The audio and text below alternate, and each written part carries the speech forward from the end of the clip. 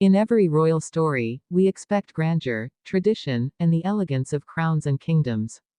But what if this time, the story is not about power or protocol, but about love, unfolding between two young royals who were never supposed to meet this way? And what if, beyond the pageantry, the truest moments of Princess Leonor of Spain and Prince Christian of Denmark reveal not duty, but devotion? This is not just another royal headline. This is the love story you were never told in full, until now. From the beginning, Leonor of Spain carried a weight unlike any other. As the firstborn daughter of King Felipe VI and Queen Letizia, she was marked as heir, the next in line, a future queen shaped not only by history but by responsibility. Her childhood was watched, her education analyzed, her every gesture held against centuries of royal tradition. Across Europe, in Denmark, Prince Christian, the eldest son of Crown Prince Frederick and Crown Princess Mary, grew up under the same watchful eye. The first grandchild of Queen Margrethe II, he too was prepared for a destiny not of choice, but of duty. Two separate worlds, two monarchies, and yet, two lives running in silent parallel. But how do such lives, charted by dynasties, suddenly intertwine? The answer lies in a series of moments, quiet, unexpected, and deeply human.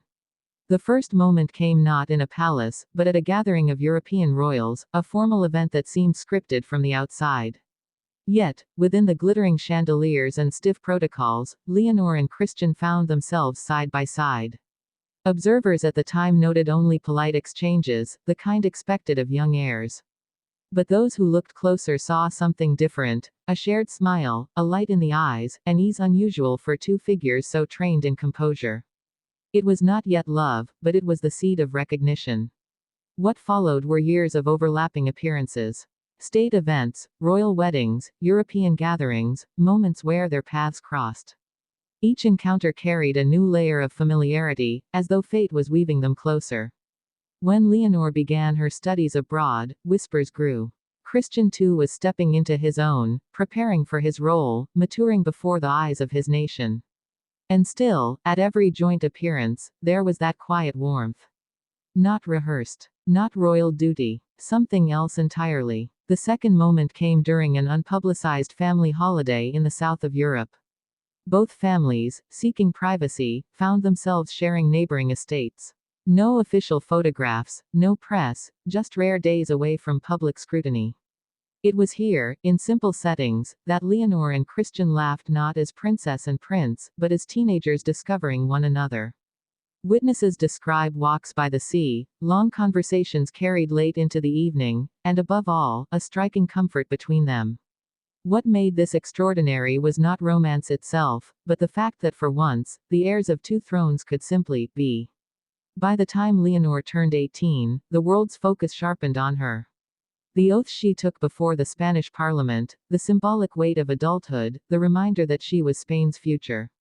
And yet, as she stood in the chamber, her gaze was steady, her demeanor regal, but behind the scenes, she was still a young woman, carrying secrets of the heart. Christian, now 18 as well, was experiencing his own shift, preparing for military service, taking on public responsibilities, standing as Denmark's next hope. Both were maturing not only as royals, but as individuals whose bond had deepened in ways their nations could not yet see. And so, the rumors began. Quiet at first, then louder. Were Leonor and Christian more than friends? Were they simply bonded by shared destiny, or was there love? Royal observers noted subtle gestures, an unguarded glance during a royal wedding, the ease of their conversations at joint events, the undeniable chemistry that seemed to escape even the strictest protocols. The world asked, could Spain and Denmark's futures be tied not just by politics, but by love? The third moment cemented what many had suspected.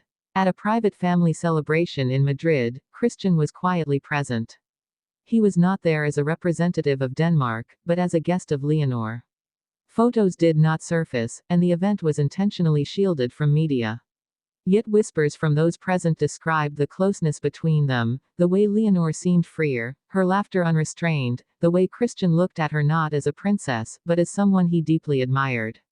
For royals raised in constraint, that freedom was itself revolutionary.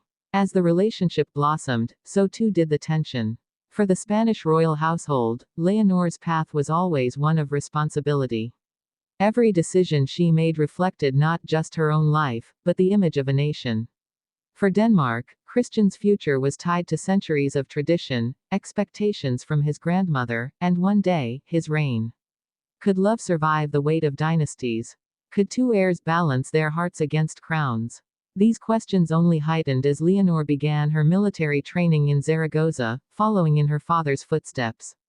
Long days of discipline, of uniforms, of preparation for a lifetime of service. Christian too stepped into his military path, walking a road familiar to Danish princes. And yet, despite the distance, they found ways to remain connected. Letters, discreet visits, the quiet communication that spoke of something stronger than circumstance. And then, the engagement.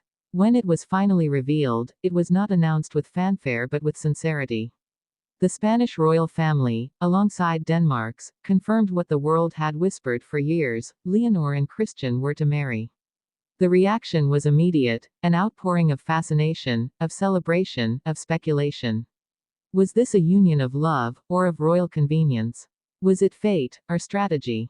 For those closest to them, the answer was clear. This was not arranged. This was not duty disguised as romance.